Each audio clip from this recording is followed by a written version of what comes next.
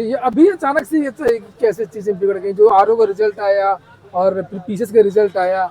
देखिए सबसे बड़ी बात ये है ना कि हम लोग गए जब लोक सेवा आयोग पे, आप पिछला वीडियो आप ही के द्वारा बनाया गया था, आप तो काफी सक्रिय रहे बच्चों की आवाज उठाने के लिए।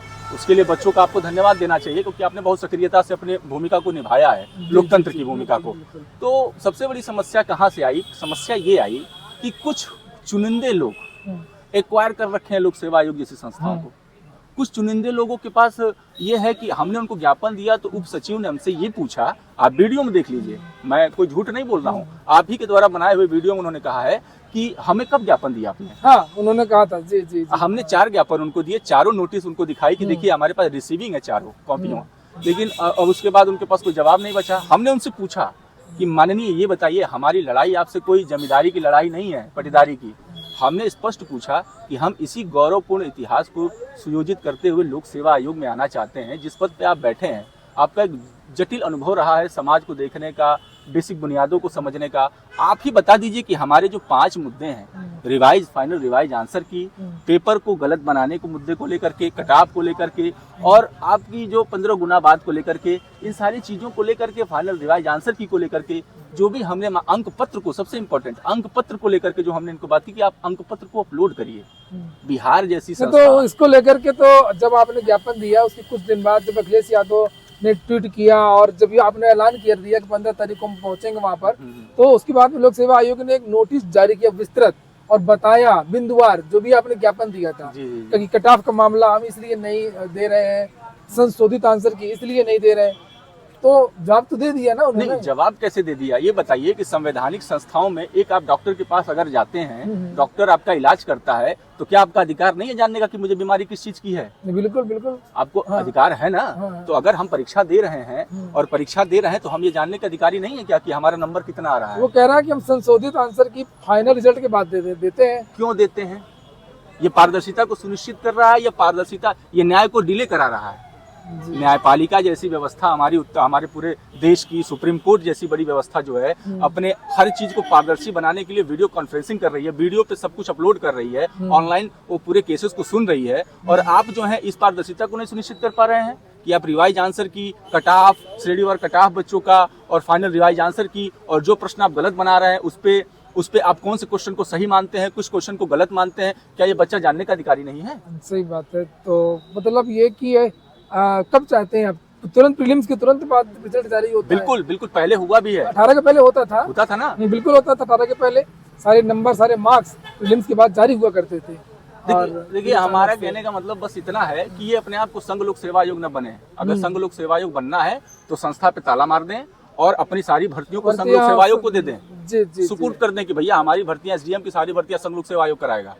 अगर आपका निर्माण किया गया है, आप पे करोड़ों का बजट खर्च हो रहा है, आपकी पूरी इंफ्रास्ट्रक्चर डेवलप करके दी गई एक संवैधानिक व्यवस्थाओं को सुचारू रूप से चलाने के लिए, तो मेरा मानना है कि आपको जो है अपने मर्यादाओं का, अपने नैतिकताओं का और अपने पारदर्शिता को पूरी तरीके से संवैधानिक निकाय होने के नाते आपका दायित्व बनता है जनता के सामने, बच्चों के सामने लाने का, और ये बंद कमरे में बैठ करके मीटिंग करने का नहीं है आपका अधिकार है। आपको ओपन मीटिंग करनी चाहिए। इन्होंने एक 5वां मुद्दा जो डाला है कि हमारे पास एक पोर्टल बना हुआ है। माननीय मुख्यमंत्री जी अगर हमारी भाषा को समझ पा रहे हैं, सुन पा रहे हैं, तो मैं उनसे ये निवेदन करना चाहता हूं, क्योंकि उन्हीं के द्वारा हस्तक्षेप करने के बाद इन्होंने आरओ के पेपर को टाला। लेकिन आज तक इस संवैधानिक संस्था ने अपनी नोटिस जारी नहीं की कि हमने आरओ के पेपर को रद्द किया। माननीय मुख्यमंत्री के ट्वीट के बाद से इनको पेपर कराना पड़ा, लेकिन इन्होंने ऑफिशियली अभी तक ये रिलीज नहीं किया कि हमने जो है अभी पेपर को रद्द किया है। इनकी पारदर्शिता कहाँ दिख रही है? इनकी जो अकाउंटेबिलिटी कहाँ दिख रही है आपको? 25 दिसंबर को माननीय हमारे देश के शिरोमणि जो है अटल बिहारी वाजपेयी जी का जो जन्मदिन है, जो गुड गवर्नेंस की बात करते हैं। गुड गवर्नेंस सुनिश्चित तो तभी हो सकता है ना जब आप पारदर्शिता को सुचारू रूप से जनता आपसे सेटिस्फाइड हो आपकी पारदर्शिता के व्यवहार से। जनता, हम बच्चे हैं, हम बच्चे बार बार आंदोलन करने तो जाना नहीं चाहते हैं भाई। लिमिटेड पैसा आता है हमारे घर से, लिमिटेड चीजें आती हैं, और स्थितियां ये हो जाती हैं कि बेचारे लास्ट महीने के अंतिम तक जा के बच्चे एक दूसरे से उधार मांग के अपना काम चलाते हैं। ना हम कोई फंडिंग वाले बच्चे हैं, ना हम किसी पॉलिटिकल पार्टी से बिलोंग करते बच्चे हैं, ना हम कोई ऐसी किसी प्रकार के चुनावी रंजिशों में इन्वॉल्व हैं। तो हमारी तो सिंपल सी मांग है कि हमारी 5 मुद्दों को जो है आप स्पष्ट तरीके से सामने सबके रख दीजिए। और जो ये पोर्टल की बात कर रहे हैं ना, ये सफेद हाथी है सर। इसमें अगर लगता है तो माननीय मुख्यमंत्री जी अपना एक फेक आईडी बनाएं और इनको शिकायत दर्ज कराएं। उस पर कितना काम करते हैं पता चल जाएगा। नहीं, फोन ही नहीं उठाते। फोन नहीं उठाते हैं। सबसे बड़ी समस्या क्या है कि आप बच्चों से संवाद कर लीजिए ना, एक छात्र विंग बुला लीजिए इंटरव्यूअर का, मेंस इंटरव्यू देने वाले बच्चों का एक छात्र विंग बुला लीजिए रैंडम। ये देखिए, परीक्षा जो है ना, ये शराब ठेका नहीं है कि आप निकालेंगे क्या कहते हैं कि लॉटरी सिस्टम निकालेंगे कौन होगा कौन नहीं होगा। भाई ये एक परीक्षा है, बच्चे अपनी परीक्षा दे रहे हैं, अपनी मेहनत कर रहे हैं, उनको पूरा अधिकार है अपने फाइनल रिवाइज आंसर की जानने का, और पूरा अधिकार है उनको ये जानने का कि कौन सा क्वेश्चन को आप सही मानते हैं, किस क्वेश्चन को गलत मानते हैं। आपके पास तो कोई ऑथेंटिक रिसोर्स तक नहीं है। आप वाणी जैसी संस्थाएं और कुछ गाइड जैसी संस्थाएं मिल करके आप उसको ऑथेंटिकटी पे ले जाते हैं। सही कह रहे हैं। कई जगह पे तो आप फंसे हुए हैं जहाँ पे उसका जवाब आपके पास नहीं है कि आप क्या जवाब देंगे। कितने क्वेश्चनों में आप क्यों नहीं पब्लिश कर दे रहे हैं कि आपने किसको सही माना है। सबसे बड़ी समस्या तो यही है कि एक गलत प्रश्न रहते हैं। बिल्कुल 17, 18, 20 प्रश्न। बताइए, संघ लोक सेवा आयोग ऐसी व्यवस्था क्या ऐसी करती है? नहीं, उससे तुलना कभी ऐसा प्रश्न आया है कि आपके 10 या 15 क्वेश्चन गलत हुए हैं, और गलत भी हुए तो हमने क्या माना है ये भी नहीं बताया। नहीं, सही भाई, या तो आप उस सारे क्वेश्चन को डिलीट करिए, पूर्णतः डिलीट करिए। और सबसे बड़ी खामियां जो है आयोग के अंदर दिख रही है कि आयोग के पास ना अच्छा पैनल है, इनका प्रेस है, इनको बजट आता है, वो प्रेस तक ये चालू नहीं करा पा रहे हैं। ये आवंटित कर रहे हैं प्रेस को, पेपरों को छापने के लिए।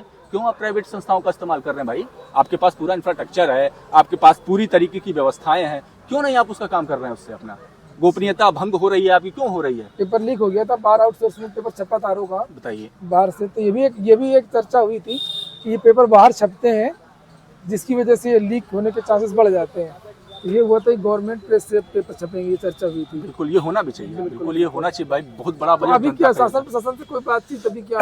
देखिए, हमारा माननीय मुख्यमंत्री जी से प्रदेश के गार्जियन है, उनसे निवेदन है, जिस प्रकार से उन्होंने हमारी पूर्वोक्त मांगों को सुना था, समझा था, संज्ञान में लिया था और आरओ के पेपर को कैंसिल कराया था, उसी तरीके से हमारे इस मांग को समझने की कोशिश करें।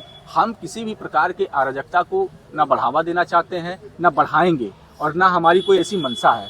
हमारी बस एक स्पष्ट मांग है कि हम बच्चों से संवाद करें आयोग, और हम बच्चों को एक बार सेटिस्फाइड कर दे अपने लेवल पे ला करके। वो लोक सेवा आयोग की बात करें, हम बिहार की बात कर रहे हैं। बिहार जैसी संस्था जो है अपनी सारी अंक पत्र अपलोड कर दे रही है, फाइनल रिवाइज आंसर की दे रही है, सारी चीजों को जारी कर दे रही है, यहाँ तक कि मेंस के पेपर को तक अपलोड कर दे रही है। हाँ। और इनकी स्थिति ये है कि ये सब छुपाना चाहते हैं, और इनको आरटीआई जब फाइल किया जाता है ना इनके लिए, हम लोग कि बताइए आरटीआई में कि क्या हुआ है, तो ये कहते हैं गोपनीयता का सवाल है। अरे आप रॉ एजेंसी थोड़ी हैं, देश की सुरक्षा थोड़ी खतरे में पड़ जाएगी अगर आप अपनी पारदर्शिता को सुनिश्चित कर रहे हैं। तो जनता को पूरा अधिकार है संवैधानिक व्यवस्थाओं से जानने का। अब सरकार हस्तक्षेप करेगी आपके अंदर? आप हमारे माई बाप हैं, हम आपके गौरव पे ही तो जा रहे हैं कि आप एक गौरवान्वित स्टेज हैं, आप एक इंस्टीट्यूशन है हमारे गौरव का।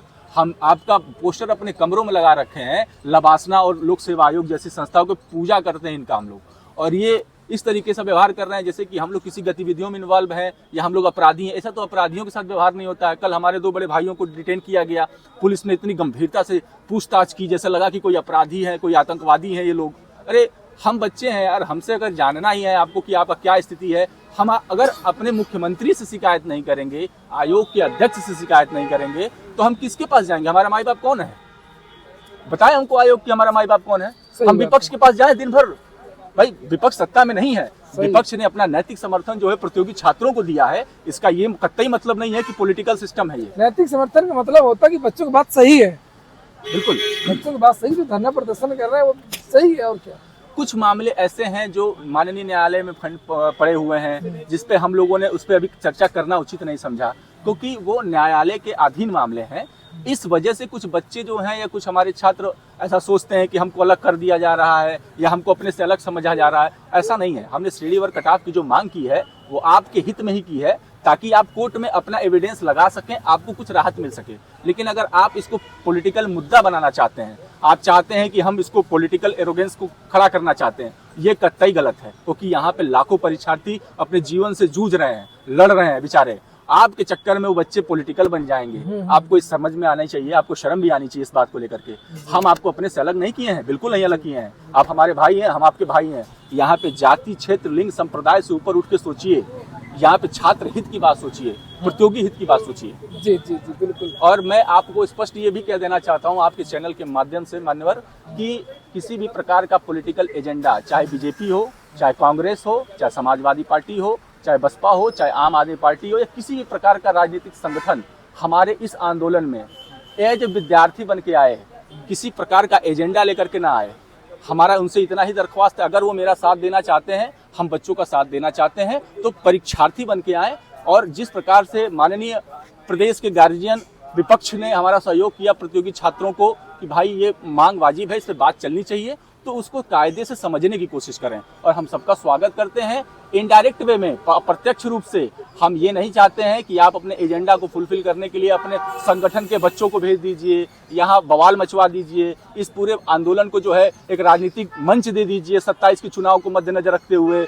हमारा बस इतना ही मांग है प्रशासन और शासन से कि इस प्रकार का कृत्य कोई भी पार्टी करती है, कोई भी राजनीतिक गतिविधि इन्वॉल्व होती है, तो वो जिम्मेदारी हम बच्चों की नहीं है, वो प्रशासन की जिम्मेदारी है। हम हुंकार मंच और हमारे 2 भाइयों को जो कल डिटेन किया गया, जिस तरीके से पूछताछ की गई है, वो एकदम कठोर इसकी आलोचना हम लोग करते हैं, क्योंकि हमारे भाई हमारे साथ खड़े हैं दोनों, और हमारा सहयोग कर रहे हैं अपने अनुभव के साथ, और उनके अनुभव के साथ सभी बच्चे चल रहे हैं। तो ये समझना चाहिए कि वो बच्चे जो हैं किसी रन रही है कि हम अपनी बात इस तरीके से रखवा देंगे, वो रखवा देंगे, तो पूरे 5 मुद्दों को ये साफ करवा देंगे। और 5 मुद्दे अगर साफ हो गए ना सर, मैं आपके माध्यम से इन सबको बता देना चाहता हूँ कि अगर ये 5 मुद्दे साफ हो गए और राजनीतिक गतिविधि इसके अंतर्गत इन्वॉल्व हो गई, तो सारे बच्चों का हित हो जाएगा। हम सारे बच्चे अगर किसी भी प्रकार का ये लोग करेंगे तो हम उनका नारा लगाएंगे, उनके खिलाफत नारा लगाएंगे,